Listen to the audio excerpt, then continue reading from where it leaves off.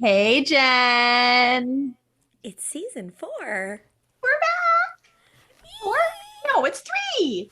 It's Oh, yeah. three. I mean, I told you I have a lot of stuff going on in my brain. Time flies. Time No, flies. we were actually talking about how we have to start planning for season 4, That's which what I think happened. is why I did that. Yeah, Um, 100%. Also, I think because I just have had so much on my mind, I have this new little thing that I do when we're recording. And instead of ending the recording, I You end hang the up on whole. us all. Yep. I know what you do because you've done it to me 15 times. We've only been using Zoom for how long? And all of a sudden, I feel like I have to do this. Yeah, It's like accidentally hanging up on that us. little red Zoom, whatever, end button just like jumps out at me, and I'm like, bam. And because you want to end the recording and then you press end, but you end the call But and it you hang up on stopped. us. And I've done it before. We've released 51 episodes at this point, Mm-hmm. and I've only done it on the last like 4 or 5 that we've recorded. So, like, Yeah. I don't know what's going on with me. I did say 15. That was probably an exaggeration. Well, it's probably between 15 and 5. Who knows? Somewhere. We don't really keep track. Why would we Somewhere keep in there. track? She just did it to me 5 minutes ago, guys. Yes. You, in like this little break where we haven't been checking in with people, I had a you major have, life transition. you've became a full-fledged dance mom, didn't Full you? fledged dance mom. Shit is real. Yeah. I kind of want to go with you to one of these things because it was like how I spent my teenage years. I have entered a realm that I never really dreamed of. And I danced competitively as a kid, but I did Highland dance, which is a little bit different in terms of like the glitz and glam that goes on to like the tap and jazz stuff that my daughter does. Yes. So it's like toddlers in tiaras. Like we are like Hmm. eyeliner and false lashes on a 9 year old. It's real. That is just, I can't even imagine putting eyeliner on a 9-year-old. It's great fun. You know, if you want a challenge, I am just telling you, it is I'm hoping it's going to get easier because like we've done it so many times now, but so far, no, not so much. And then removing the eyeliner is a whole ordeal on a 9 year old because like trying to get them to understand like how close you have to wipe to the lash line to actually remove the eyeliner. Yes. And anyways, I mean, you don't need to hear all of this, but I have some let's hacks for dance mom you that here. I'll tell you when we're not recording. But yeah, you're like maybe we should start following you with a mic, and you can like we can make our whole own little like Toronto Dance Moms show or something. I don't know. I I'll don't just know. comment on all like the crazy dance moms I see. Well, it's interesting because Yeah. I've noticed, I think since you started doing this, I've noticed how many dance moms I follow on social media. So I'm always like wondering if they're like at the same comp as you guys and like, Okay. There or are like so this. many. There are so many like within like just like that you could go to for a Yeah. day from Toronto. I mean, I guess they're at home, but it seems like they're all happening on the same weekends, is what's crazy about it. Because like when I Yeah. was competing, like we rarely did like overnights, and if we did an overnight, it was because we were competing on like multiple days or whatever.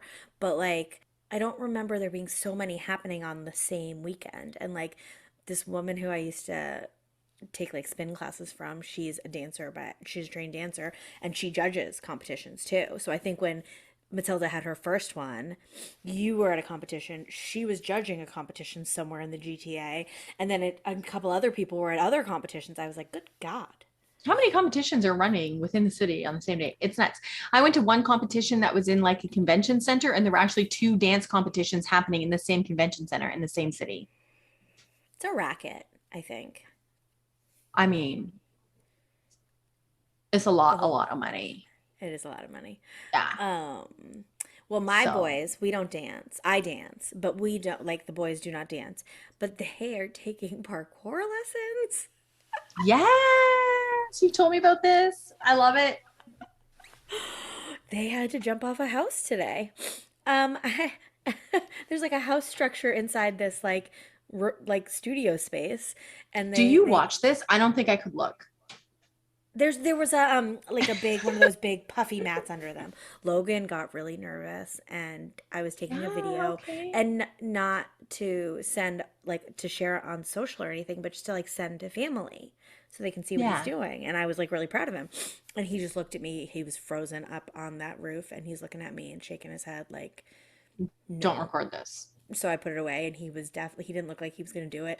He looked really upset, and he did it. I'm so proud of him.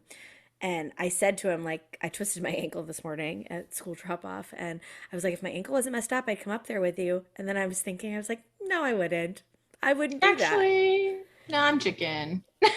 And I said to one of the other moms, I was like, I feel like we're teaching them how to break out of the house and sneak back in when they're teenagers. Mmm.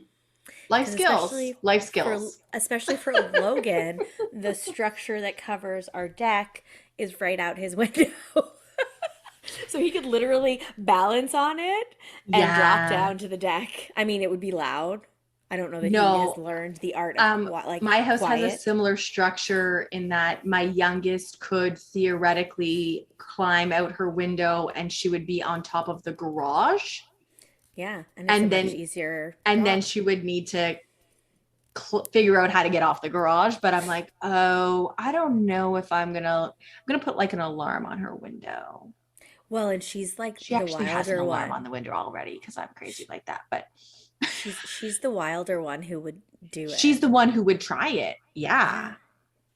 Yeah. Yeah. Or they'll For get like older my and other they'll one, be it the would be flip like a flop. straight drop down. Like Right. there's no way you'd go out that window. They're gonna have to switch bedrooms as teenagers. That's what they're gonna have to do.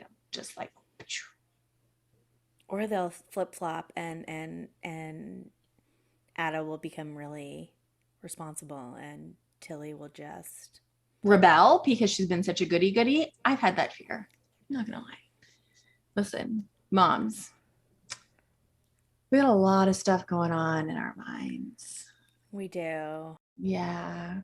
And this episode is with a woman who's a mom who has a lot of stuff going on. She lives in a multi generational home, and you've actually Mhm. heard from her before.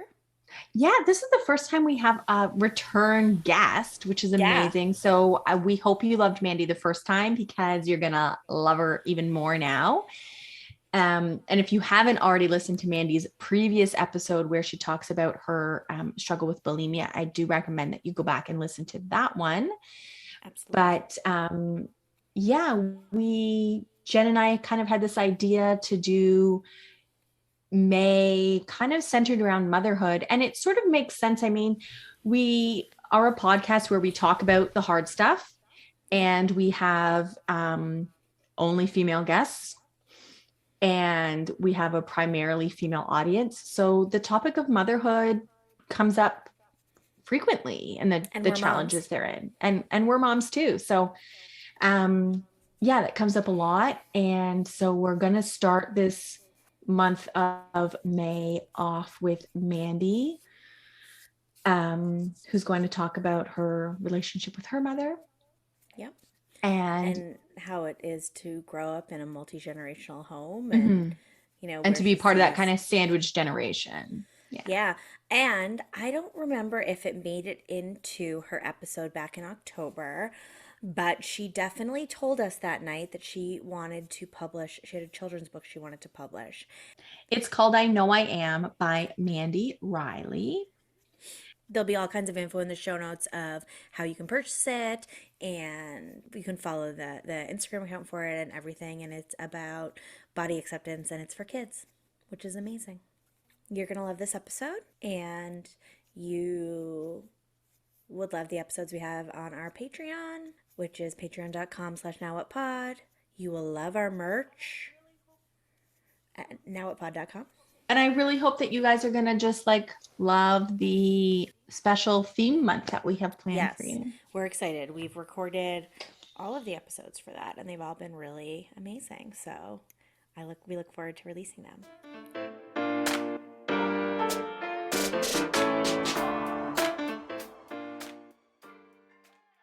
Hi, and welcome back to Now What? I'm Jen. And I'm Tesha. Today, we're going to be joined by Mandi Reilly, who, if you've been listening for a while, actually was on our show in season 1. And we loved her so much. We invited her to come back and talk to us about another topic. Mandy is a mom. She's married. She lives in Wisconsin.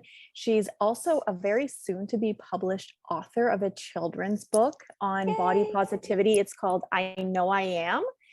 And if you listen to the first season, Mandy's episode, we called it Mandy's story of bulimia and body acceptance. But today she's here to talk to us about something else. So welcome, Mandy. Hi, Welcome. so great to be with you ladies again.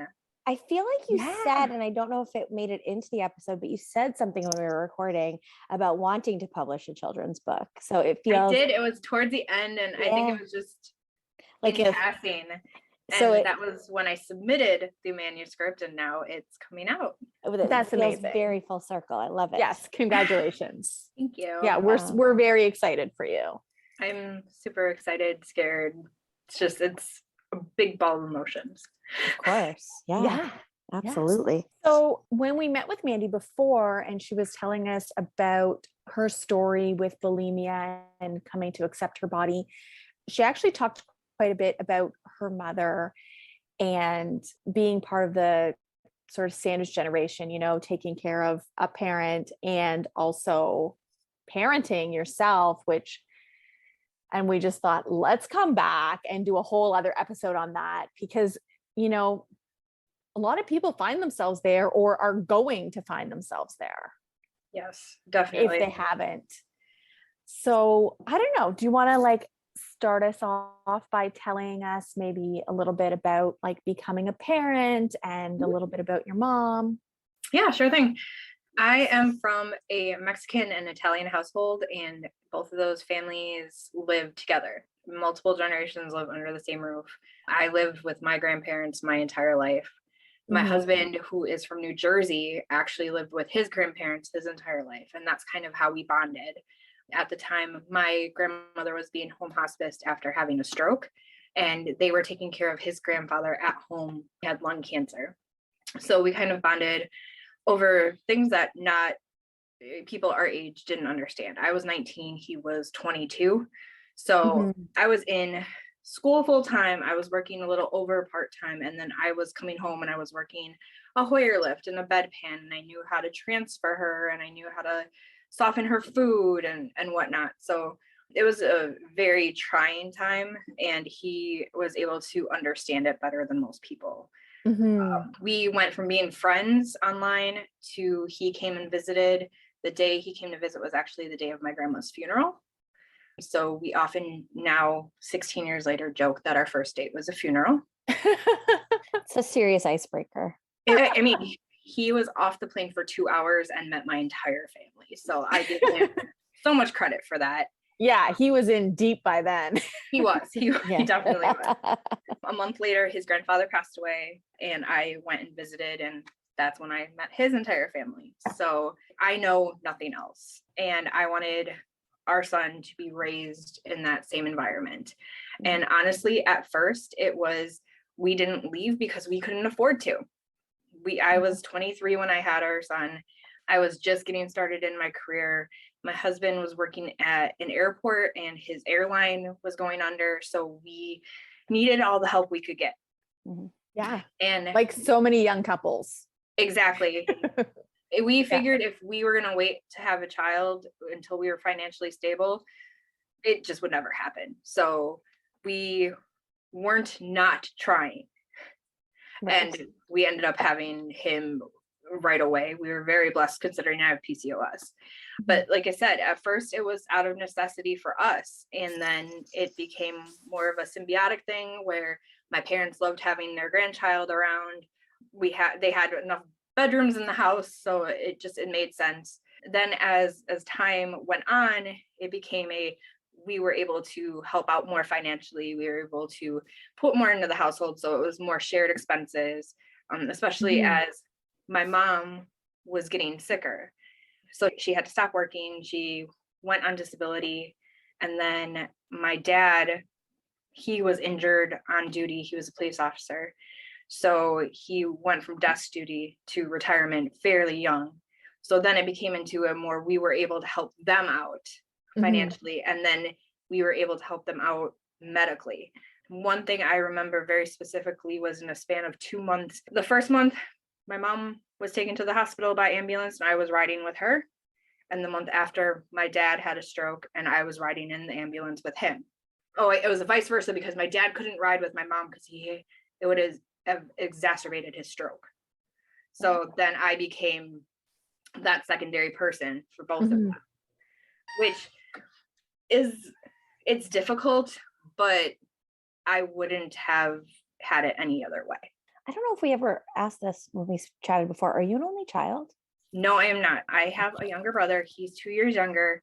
We actually live with him too, but he is on the autism spectrum. So a lot of like, when it comes to a lot of this stuff, it's almost like you are an only child. yes. And in the best way possible, it's like I almost have another child now. Especially as we lost my mom and my dad started doing his estate planning, it came infinitely clear that when something does happen to my dad, my brother will become my responsibility. Right. Yes. That's a lot on your plate. It is. And I think I said this when I was talking to you guys last time, but I don't see it until I lay it all out like that. And then I realized that it is a lot. Well, because you haven't known anything else and you kind of grew up with your parents. And then as you got older, you doing that for like their parents, your grandparents. Yeah. I mean, it makes my skin crawl a little bit, but I think if it's all you know, like I couldn't do it, but it's all you know. And it's super polarizing. Like I have people who tell me that they would love to be able to do something like that. And then I have people who say it makes their skin crawl. But when I say we live but every together, family is different though too. So it's not really a comment on yours. Like when I'm saying no, it, I don't think totally. anybody else is. It's just like thinking about I couldn't in my situation do it. When I say we live together, we're not in each other's hair all the time. Yeah. We all have our own space. We all know when to leave each other alone. You know, the one nice thing is that we make sure we have dinner every night as a family. But there are times that I could go 2 days without seeing my brother. I can go the whole day and go, oh, hey, Dad, you're home. Like it's more, it's nice that we're not in each other's hair. For sure. And it's nice that you're like, go ahead. No, I just was like thinking about, you know, you're a young woman in your 20s when a lot of your peers were probably partying. I mean, that's what I was doing a whole lot of in my 20s. Yeah. I like to tell people that I'm doing life backwards. Whereas in my 20s, a lot of it was the harder things. And now I'll be 37 this year. As I'm entering this time, I want less. I want less drama. I want less responsibility. Whereas people my age are having children and buying houses. My child is 13. We're looking at high schools, and eventually down the road, I want nothing to do with a house. I want to downsize a lot because I've seen the good and the bad and the really ugly of owning a home, and I don't want any of that. So you referenced like that your dad had a stroke, your mom was suffering from COPD. After the stroke, was your father like mobile or like able to help out with your mom, or what was that? Yes, we were very lucky that my mom was actually able to catch my dad's stroke. The paramedics came and they thought he was fine until my mom said to test him for a stroke. And that's when it was apparent that he was having an episode. So I remember. How did she know that? My grandmother had a stroke. So she'd seen it before. Yep. So she had a stroke on the operating table when she was having heart surgery. But then she also had another stroke at home. So my mom recognized the signs in what my grandmother had gone through with what my dad went through. They can be really subtle. Yes, but for him, it actually wasn't. Once they started doing the tests, he had a droopy side of his face, and one of the tests that they do is they have them raise their arms up, and he could not keep his one arm up at all, and he didn't have any grip strength either. So once they did that, then they were very quick in getting him into the emergency room. And I remember being in the ambulance with him and being in the emergency room, and they asked me if they wanted to give him the medicine to stop the stroke. I can't remember, it's like 3 initials. Yeah. But I remember saying, because they thought I was his wife. And yeah, I'm like, no. So I remember having to call my mom and saying, like, what do I do? This isn't my, I'm his daughter. I'm not the one to make those decisions. Yeah. Mm-hmm. And so I remember talking to her and the doctor at the same time. And it's just surreal to think about. Yeah, that has to be so heavy and confusing. And if I remember correctly, his stroke happened a year after my uncle, who had lived with us. He had a widowmaker in our kitchen. So it was a lot happening all at once, because we're still mourning my uncle, who was in many ways like a father figure to me. And now I'm going through this with my own father. Right. So, and just even the trauma of him having an episode at home, and then your dad having the stroke at home, and not to mention my grandma died in our kitchen. So, because that's the only place that in our house that we could fit all of her medical equipment. So we home hospiced her in our kitchen, and that's where my uncle passed away. So yeah, that's another reason I can't wait to get out of the house. Yeah. Did you find it hard to go into the kitchen, like, or no? I should have thought it was weird, Mm-hmm. but it's just been the center of so many good memories too. Right. Like, we had so many shared meals at that table, so many birthdays and whatnot, Thanksgiving, that I try to ignore all of the bad and try to remember the good that we had there. But after my dad's stroke, he came home the next day. The doctors don't even quite understand how he came in the clear. But like I said, a month later, with my mom's COPD, she could get a cold and it would send her into the hospital. Minor cold could turn into pneumonia overnight. So we were no strangers to taking her in the ambulance. The firefighters and the paramedics all started to recognize her and started to know what to do to help her through these episodes. Right. But again, it was me having to step into that situation, to be the person to ride with her, to be the person to let them know that it was okay to do treatment and whatnot.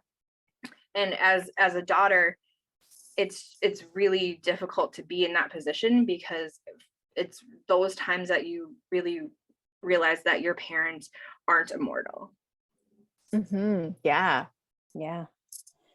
You see them as well. You see them as it's weird enough to see them as like a human, and not like whatever you see when you look at your parents. Especially when you're little. like if your parents were your protector and nurturing and loving, then you do kind of think like, wait a minute, they're supposed to protect me. I mean, and for me, that's exactly what it was. My dad was a cop.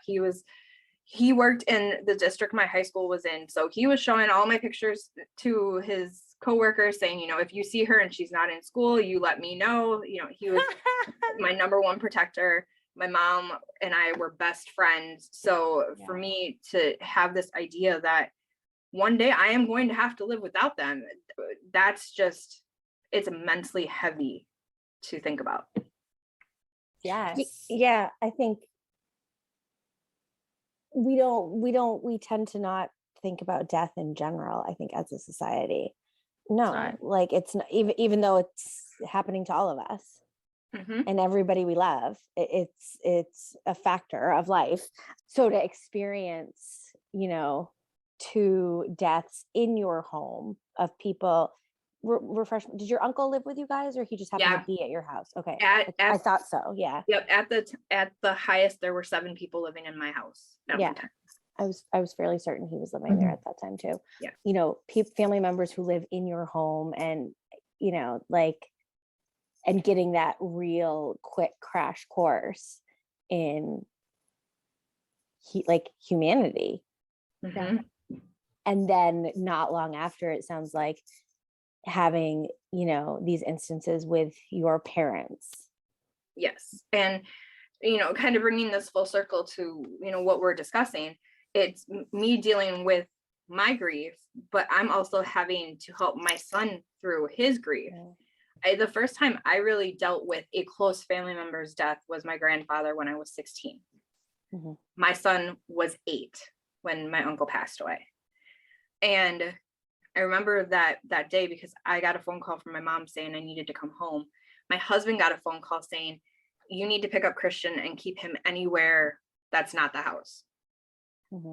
And so my husband took him to McDonald's to try to explain to him what was going on, while I'm trying to help them figure out all of the loose ends on their end. But then when I see my son, you know, how do I show him that I'm grieving? How do I walk through this? Because he died so suddenly that there was no time to plan. It was the complete opposite of my mom. Right. And how do I explain to people that it's his uncle, but that it's so much more than his uncle? Right, because his uncle lives in his home. Yes, it's literally someone who's been with him since day one.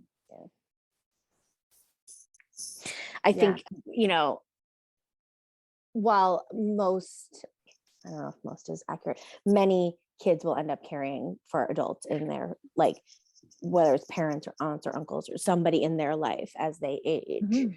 It's not as common these days to have these multi-generational households. So I think not only do we incorrectly assume what it means to grieve in general, but then when you're talking about somebody who you perceive to be a secondary or tertiary person to somebody, so then it's even further removed from what that experience is actually like for someone. Yes. And it's just, now we've finally gotten to a point where, you know, we can laugh about how he's in the corner in the cabinet because he was cremated, but it's weird to have to explain to teachers or to other people how to classify my son's grief, which I feel like I shouldn't have to do anyway. Right. I shouldn't have to put a caveat on it saying, you know, like, yes, he's grieving, but it's okay because they were really close. The sentence should end with he's grieving. Yeah. Yeah. And there is, you know, I don't know the exact parameters, but I know, like, through my work, I can get so much, you know, a day or something off, but they define it like it has to be an immediate family member or whatever. And we have this really narrow definition of like what grief is and who's allowed to grieve and who you're allowed to grieve. Like, I don't know. I remember my best friend's mother died suddenly when I was 22. And this girl's my best friend. And my mom wanted the day off work to attend her mother's funeral. And they were like, well, it's not a relative. And my mom's like, she's my daughter's best friend. She's like another daughter. She's phoning our house and crying and saying, Sherry, like, will you be at the funeral? Yeah. I need you there. She's like, what do you mean? You're not going to give me the time off work? My mom took the time off work and came anyways, but like, yeah, they give you a hard time. Like, so you say, oh, well, his great uncle died. They're like, okay, oh, well, great uncle, whatever. He's fine. But he's not fine. Yeah. Even for you, it's work, your uncle. Yeah. I remember calling my boss after this all happened and explaining it to her. And I said, I'm going to need a few days. And she said, well, I hope you realize that they're going to be unpaid because there is no policy for this. And I was like, okay, well, I will have to take it because he wasn't just an uncle. Right. You know, exactly. I shouldn't have to explain that, but it's also I was at the funeral home making the decisions because my mom, because those kind of situations would exacerbate her COPD and give her anxiety. So, you know, here I am. She doesn't need that extra stress. Yeah. Yeah. Picking out urns and working on an obituary and all of that. But I had to do it all unpaid because they didn't classify my grief as high enough. Well, what's crazy is, should COPD have not have been a factor? This was her brother, right? Exactly. Yes. Okay. So what if she is the only person? And I have said many times, and I will say every time, I did this much to plan Warren's funeral and memorial. She's holding up a big 0, guys. My sister planned the funeral, the private funeral, and friends planned the memorial. That is not something that if you have the family members or close people to do, that those close people should be expected to do anyway. He was unmarried, no children. So we were those family. people, and his sister understandably would be that like person that you would assume, but it's also, in my opinion, the person you would assume wouldn't be able to handle it. Exactly. Which is why my aunt, who they had a relationship, but they weren't as close because they didn't live together. And I really stepped up and made those decisions for her. But it's crazy how our society almost feels the need to rank grieving. And assume like who's more important than someone else. Exactly. Like in your life, your family is obviously tip top. You live with X number of your family members. But for someone else, that could be their friends. And that there wouldn't be any policy for that. No. Either. Yeah. And I ran into something similar when my best friend's father passed away. Luckily, you know, I'm in a new job and the employer was very understanding, but it's really difficult because you can't just say I'm going to a funeral. Like you feel like you have to explain who it is in great detail and why it's important that you be there. Super messed up, because like, who wants to just go to a funeral? Exactly. Is that really how you want to spend your day off?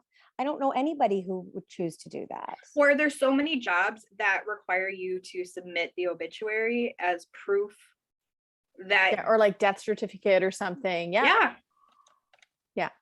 It's crazy to me because I mean, I'm sure that's because there's been so many, like my grandmother died 9 times to get out of something. But, but also as an adult, I feel like we're not joking about that anymore to get out of a test. Yeah. We're not talking about kids in school. We're talking about like real life and, you know, adults, or, you know, early adults into middle age, and to a point where those become more factors in your life. Yes. You know, most people are honest.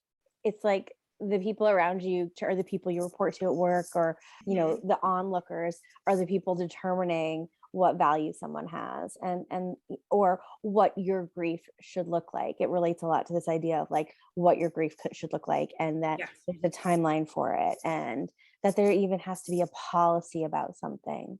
When we all grieve in very unique ways, and our physical response to grief, everyone's is very different. Yes.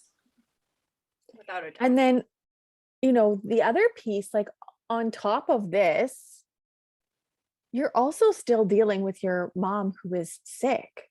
Yeah. Yes.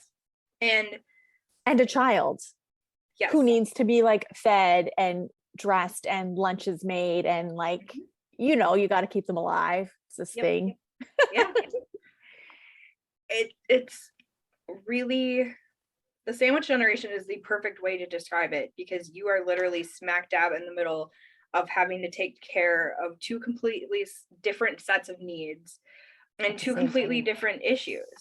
You know, it's being able to fill an oxygen tank while you are making a peanut butter sandwich, and making sure that everyone is happy or at least taken care of at the same time. And it's exhausting juggling it all, but at the same time, I can't let either one of them down. That's just not it. Obviously I can't let my child down, and this person who gave me life needs me. Yeah. It's an immense responsibility. Yeah. It's an immense responsibility. It is. Yeah. So after your dad's stroke, give me a timeline, because Timeline is his stroke happened in 2016. Okay. And he had retired from the police department, but he was working security at a local hospital. Okay. So the week before, they had noticed him asleep at his job. But for someone who had been a police officer for 28 years and didn't have a problem, we thought that was very strange.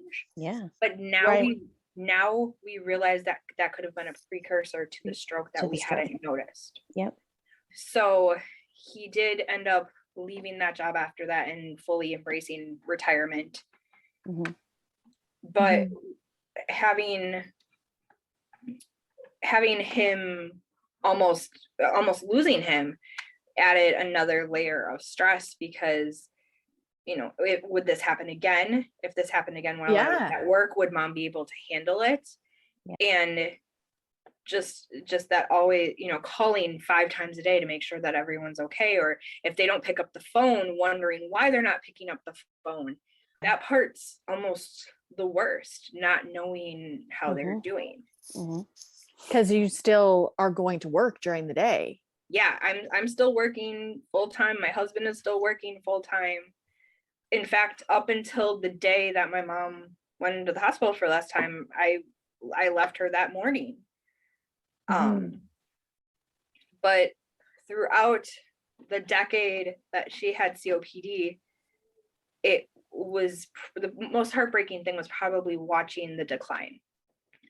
There's something to be said about the way my uncle passed away, because it was so sudden and he didn't know, we didn't know.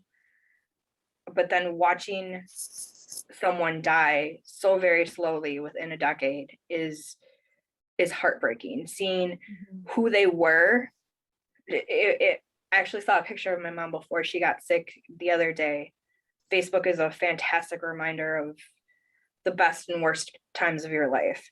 Yeah. And I saw this picture of her, and she looks so happy and she looks so healthy. And that's when I picture her, that's what I picture. But as I see these pictures up until she passed, you see the decline. You see she went from probably being 300 pounds to she was probably 85 when she passed away. So literally just watching her waste away.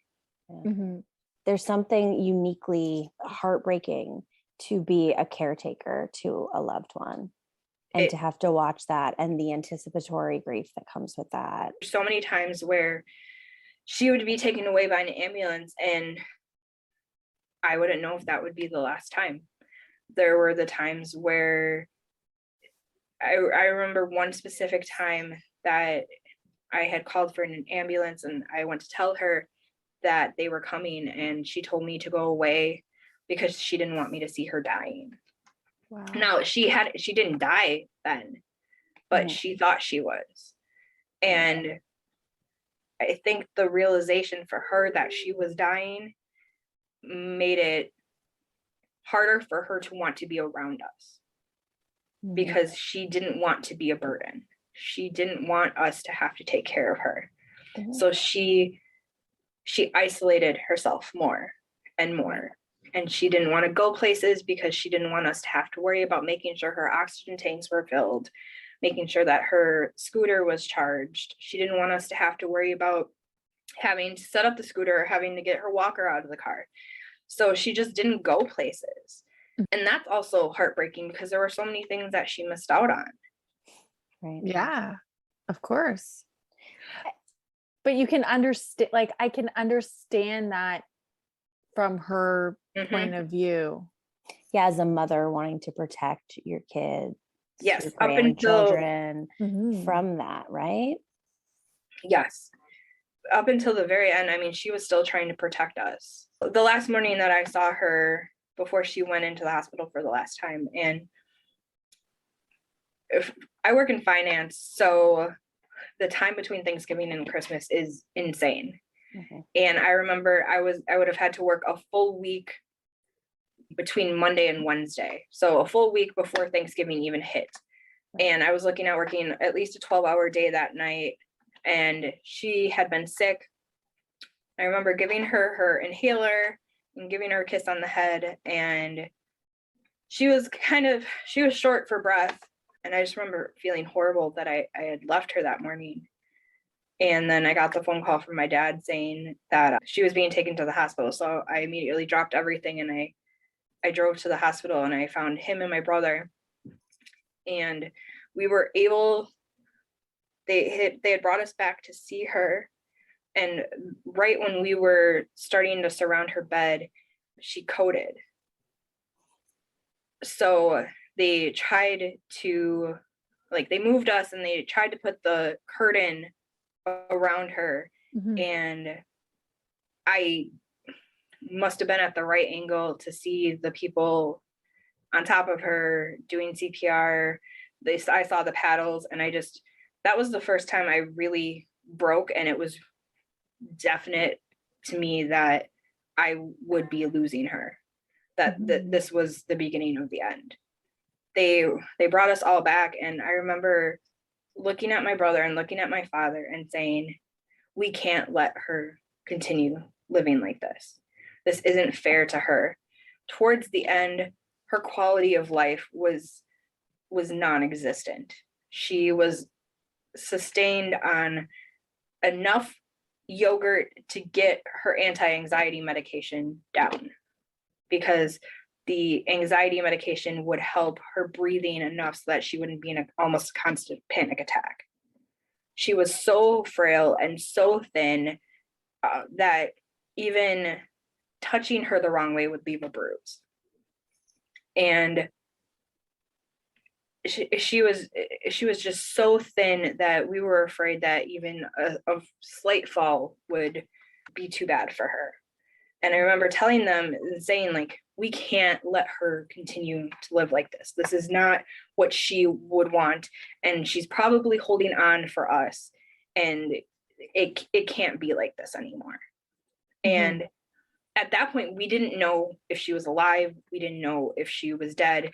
After 10 minutes, they told us that they were able to revive her, and they were going to take her up to the cardiac ICU, because at that point, they weren't sure if it was heart or lung related or a combination of both.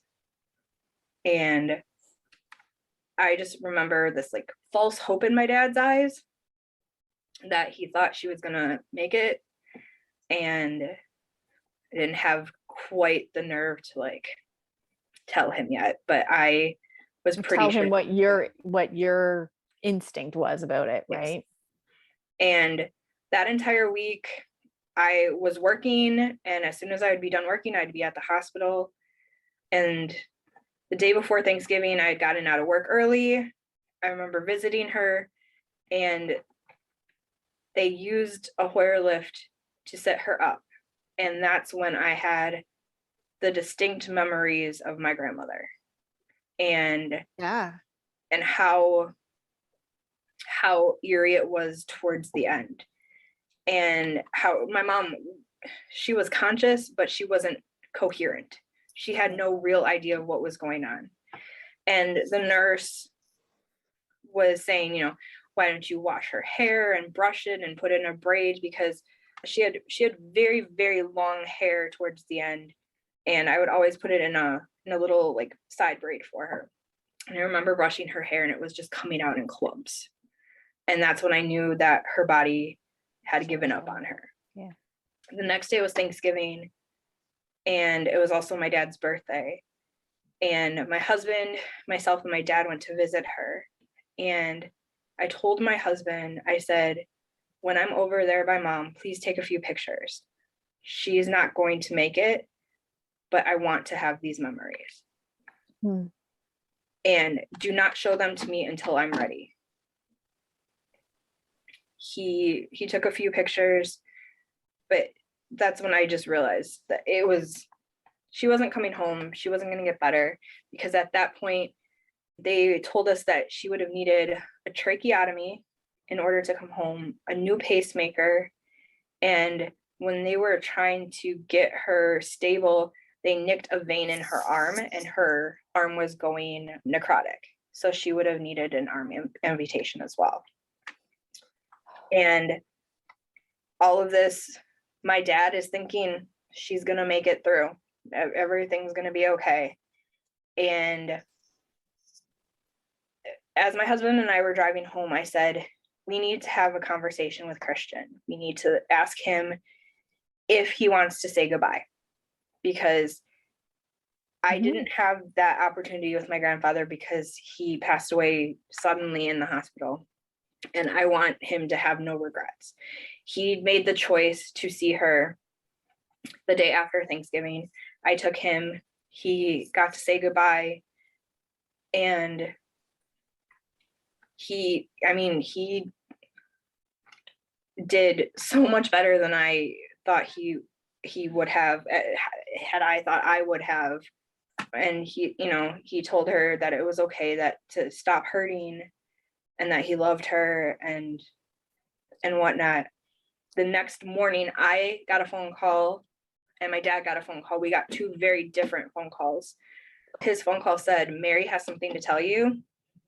My phone call said, you're going to want to be there for your dad. Your mom is ready to die. I had talked to the doctor the night before, and, I said, I know what's happening. We don't need to speak words about it. We need to convince my dad of what's happening.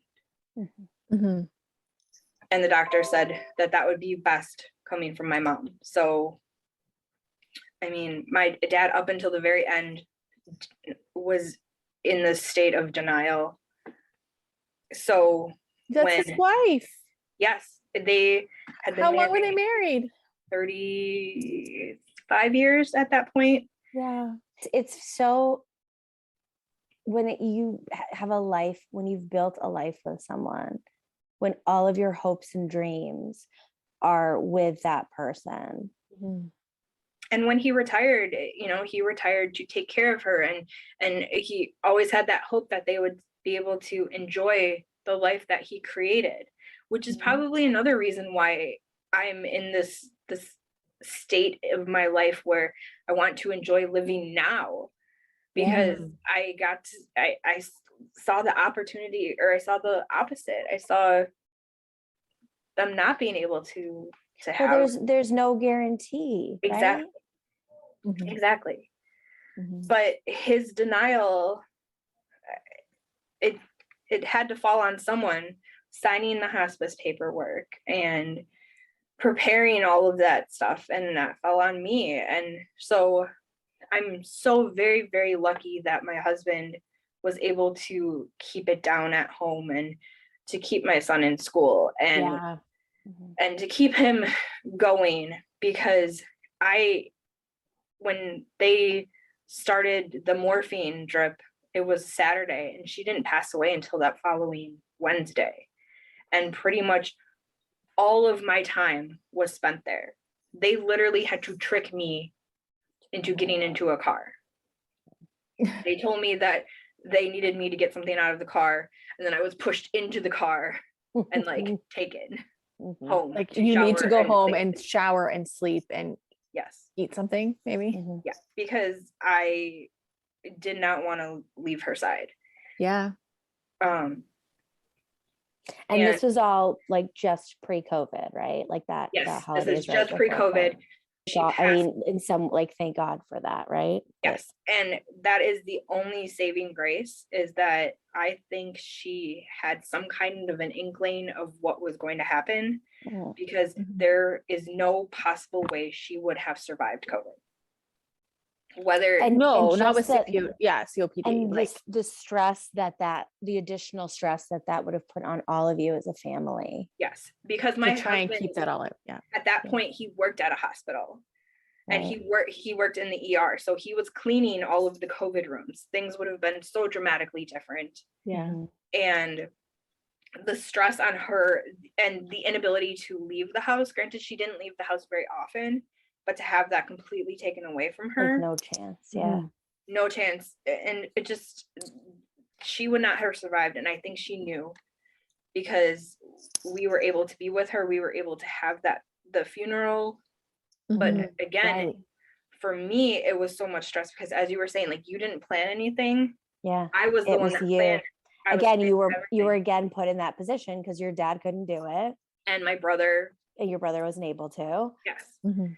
So, I'm trying to grieve too, because I've just lost my best friend Mhm. in the world, and I'm trying to plan her funeral, and it's, and at the same time, I'm still working. You only get those 4 days or whatever they give you. So effed. Yep. So Yep. messed up. So did your mom have a conversation with your dad? Yes. She said, I can't do this anymore. I'm in so much pain. I wasn't there for that conversation. I let them have theirs. The doctors were kind of prepping him for the conversation to be had so that she wouldn't have to do it all, because she was had, exhausted. she couldn't talk. And I remember going to her, and I remember saying to her, you've put up a good fight, but it's time now. And she's like, yeah, I don't want to hurt anymore. And I remember telling her, like, we made such a great team. She said, yeah, the best. We were the best team. And I said, I'm going to miss you. And she said that she'll always be there. And then I gave her a kiss on the forehead, and I squeezed her hand 3 times like we always did for I love you. And then that was the last time that I saw her alive. And there's something so peaceful about the process of losing someone who has fought for so long, because there was no tension in her body. She didn't have to fight anymore. And yet somehow she still hung on for as long as she did. I think we thought that she was so tired that it was going to be immediate. But she was so stubborn that we couldn't, they kept telling us, they said, we're going to move her. We're going to physically move her body onto a cot so that we can take her to hospice. And that jostling may be enough to make her heart stop. And I remember praying that it would. So that she would just be done. Yeah. And unfortunately, that jostling made her eyes pop open. And I remember turning to my aunt and saying, I can't do this. You need to be in the elevator with her. I can't. Yeah. And that was the one time that I was just like, I'm tired, guys. I can't do this. And I remember just sitting in the waiting room, just sobbing. And that was the one time I remember being able to break. Yeah. Well, because there was somebody else there that you could actually step away. Yeah. And you weren't like in your home somewhere where you had to be cognizant of your son seeing it and any of those other things. The sheer magnitude of everything just hit me. Yeah. I'm holding the folder, letting them, essentially, stop helping my mom live. And I'm just sobbing. But then I had to pick myself up, dust myself off, and then be there for her, because that's what I promised her I would do. Yeah. She's very lucky to have had you. A lot of people you're very lucky to have had each other. Exactly. Yes. I was going to say I was the lucky one. Yeah. I think when you're a team, though, it takes both of you. in all things considered, we were a team because there was the two of us and 5 guys in the house. So Right. we were All right. grossly, You got to unite. we had to. When you were talking before about how long her fight was and, you know, watching her go to the hospital, especially like in the later years, I have to imagine it's this really conflicting thing where you're scared that you won't see her alive again, but then also it feels really crass to say hoping that you don't, but because you don't want, because you're tired and because she's tired and you know, and it's like, I feel like it's potentially, and again, I don't know, but one of those like things that you're not supposed to say, but it would be so understandable to feel. The guilt is so real and still is like this heavy blanket over my chest. Like I remember I would leave to go to the bathroom during those 4 days, and I remember like hoping to come back to her not breathing. And then feeling guilty for having that thought. Yes, and then feeling immensely guilty for that thought. Mm-hmm. And it was just, you know, rinse and repeat for that 4 days. Or I remember I forced my dad to come with me, to come home and eat dinner, almost hoping that not having anyone there Would would make be her enough feel, for her. You know, in case she was holding on because she didn't want one of us to be there. Right. It was just this constant struggle of, you know, obviously you don't want someone to die, but at the same time, I do, because at this point, she's just a shell. she's not living. She's not living and she's not dying. She's just existing. Right. And that's not her life. No, that's not. And it's painful for her and it's painful for those who love her. And yes. And the thing about COPD is, yes, it's a lung disease, but it also ends up affecting your brain because you're not getting that oxygen. Right. So I would say a good year and a half before she passed, she became more forgetful. And there was one time she was in the hospital over Labor Day weekend and she needed to take a test in order to come home. And I remember I had to lay with her because she kept like making herself anxious and she couldn't lay flat. So I remember laying with her and I remember playing Andy Grammer, who she loved. And I remember that very vividly. And then a couple of months later, she looked at me dead in the eye and said, "Well, you didn't come and visit me." And it gutted me that she didn't even remember I was there. Yeah. And it became increasingly more difficult to be around her because she didn't remember certain things. And then I felt guilty for not wanting to be around her while she was still here. And then I remembered that wasn't her. So there's so many different layers to being around someone who is so sick. But the overwhelming one that I still feel is guilt. And I've worked through it in therapy, something fierce. But I also remember going and seeing my therapist about a year before my mom passed. And she said, "Why are you here?" And I said, "My mother is dying. I need your help to get through this." I mean, it doesn't make the guilt go away, but the fact of the matter is it's something none of us have any control over. Exactly. But I am a control freak and I want no, it's not it's like not to minimize that feeling of guilt, because I think especially women and mothers specifically are hardwired for it. Survivor's guilt is so real, and I never truly understood it until I lost my mom.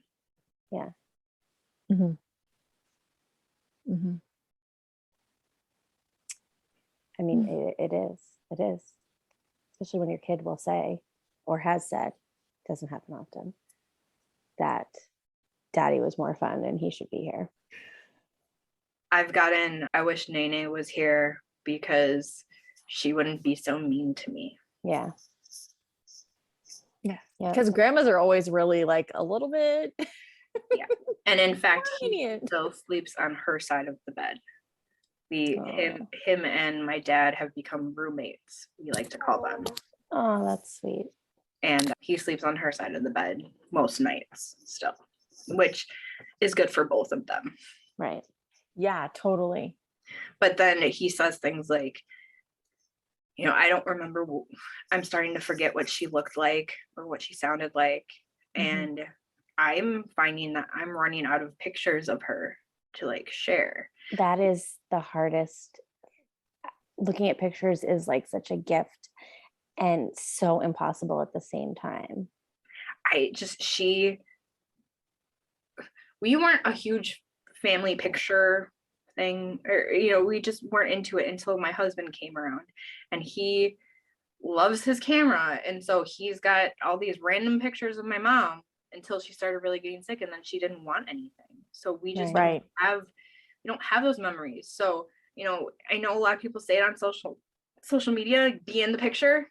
Really do be in the picture. Like, even if it's the crappiest picture, or even if you're not the subject in the picture. I found a couple of pictures of her that are the most breathtaking photos, but she's not even the subject in them.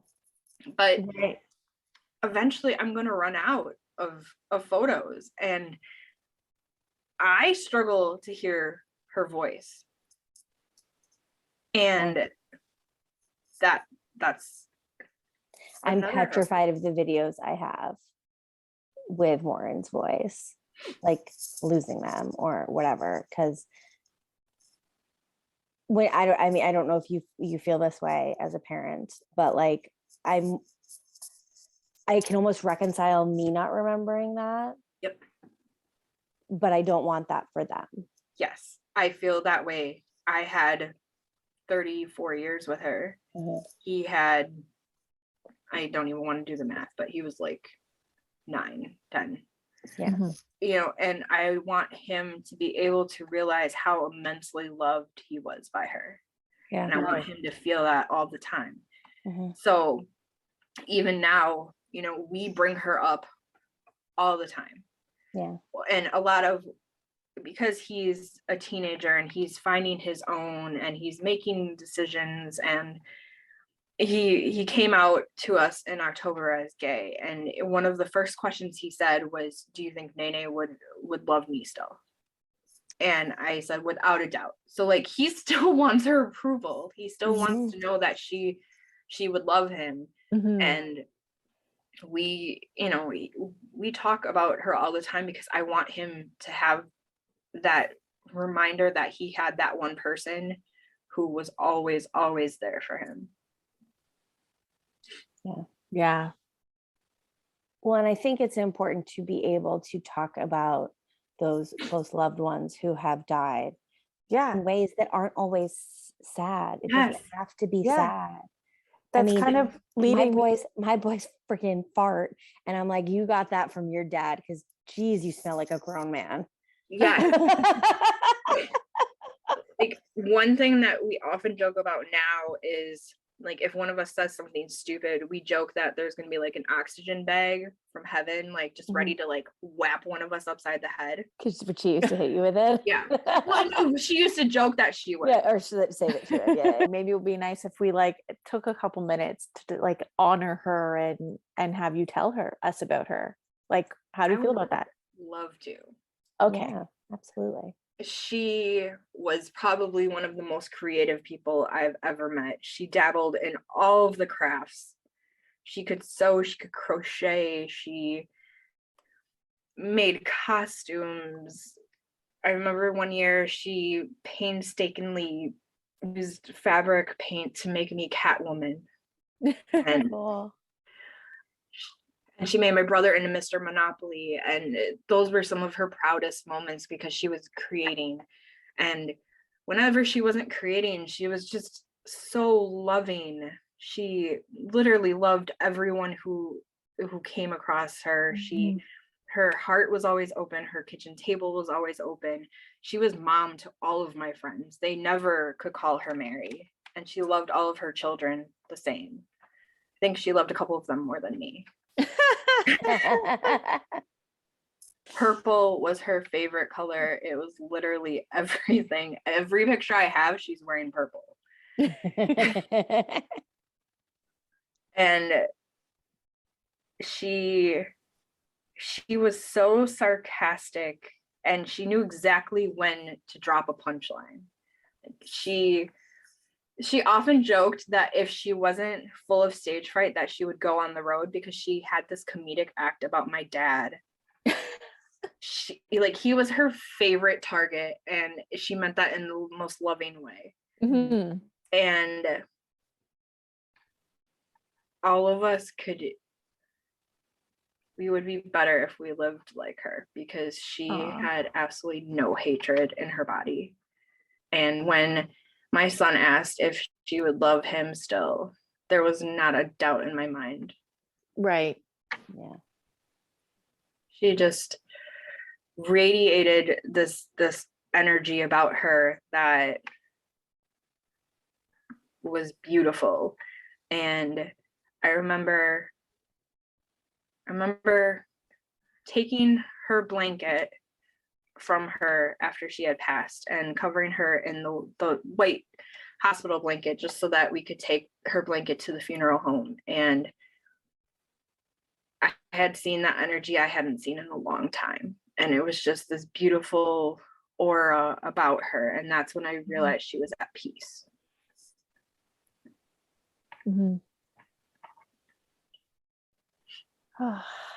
Thank you for sharing. She sounds like a really wonderful person. Yeah. And thank you for sharing that. Sharing her with us. Yeah. It seemed like, I don't know. I mean, we were talking about the importance of talking about people who have passed and remembering those good things and remembering who they were. And so often it's so hard to forget a time that she wasn't ill, that it was so nice to just talk about her as a person. I haven't done that in so long. I think people kind of, as time passes, because other people's grief isn't top of mind, because it's just not, part of it is we just don't have the capacity for it, and also we just don't realize how like lifelong grief really is unless we've experienced it. But I remember we had a conversation with a guest whose partner had died like 16 years ago, and that anniversary was coming up, and I made a point to message her on that day and, just say, I'm thinking of you and Diane today. And she wrote back saying how like impactful that was, just because it doesn't really happen 16 years out for other people to bring it up. And right. I wouldn't expect it to, even in my own situation. Mm-hmm. Right. But giving kind of people the opportunity to know that their people matter, because they did matter to them. Like, she mattered so much to you and your family. Yes. And so her story matters, and who she was matters. Yes. And for me, it's given purpose, so much more purpose to things that I have done or will do. When she was alive, I would do the stair climb in her area for her, for the American Lung Association. Mm-hmm. And just that stark change from like in honor of to in memory of was really difficult. Mm-hmm. But that year, the local American Lung Association wanted me to do some media and to talk about her and to talk about the cause. And they weren't sure if I would be ready to do it, because it was right before the pandemic started. So it was February. And and I said no, because I want to talk about her. I don't want to stop talking about her. Right. Because then if I stop talking about her, then it feels like she ceases to exist at all. Mm-hmm. And who else is going to keep talking about her? Exactly. Yeah. Yeah, you have to do it. It's interesting. Like this turn conversation reminds me so much of the Mexican tradition of Dia de los Muertos, and how the idea of your ofrenda, and if somebody is not, if you're not on an ofrenda, you've been forgotten.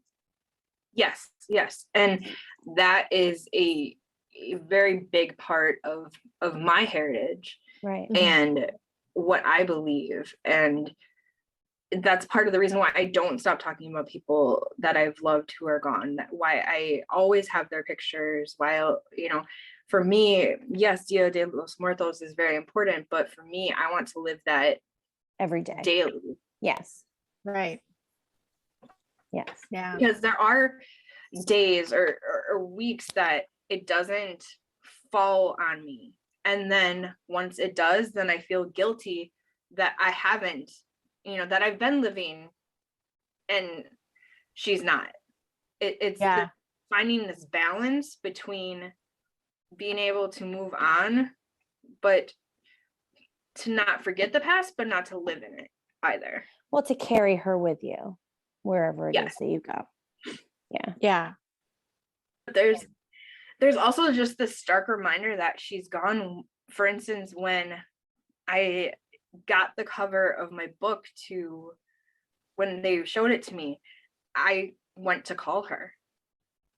Like her number is still in my phone, and I went to call her, and when it you know, it disconnected, and that was just the stark reminder that I lost my first call, because she was always my first call. Like, yes, I was married, but when something good happened, mom was my first call. When something bad happened, mom was my first call. And that was just the stark reminder of, she's not going to be here for all of this. Like, I don't get to share this with her. Yeah. And I think it's in your other episode that you recorded with us, like she was part of your journey with That's what I was body just thinking. acceptance, right? So of course you would want her to share that with her, that you've written a children's book about body acceptance. I mean, and you know, she was, like you said, she was part of this, and and I came out the other end. I came out happy and healthy, despite all attempts and strong as fuck. Myself. You should own that too. Yeah, she's pretty badass. But you know, just to let her know, like, it's okay. I made it. You did a good job. Yeah.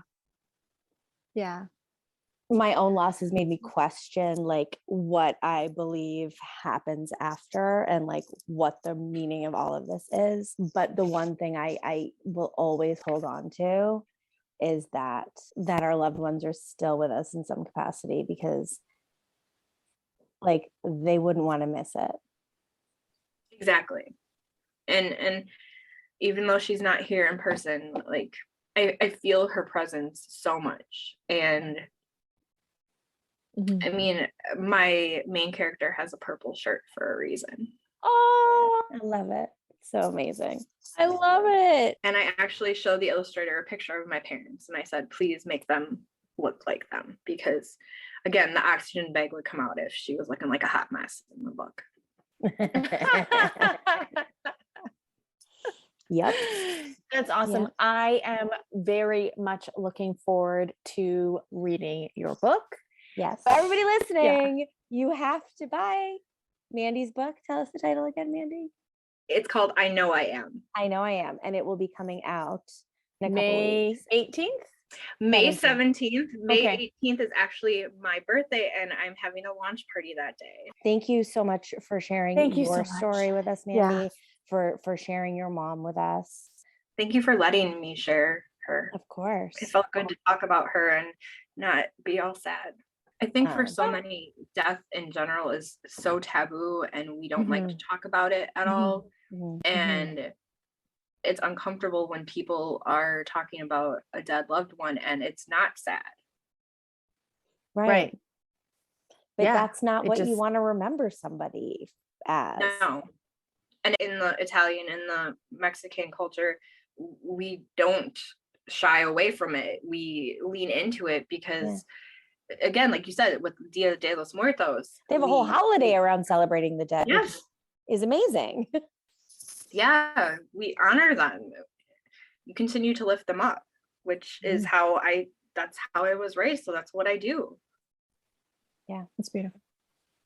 Thank you so much. Thanks for listening to the Now What Pod. If you've enjoyed this episode, leave us a review. Your ratings and reviews help more people like you find our podcast. Don't forget to subscribe and share this episode with someone you think would love it. You can find us on social media at the Now What Pod. Until next time, we're Tesha and Jen. Remember, your story matters and you do too.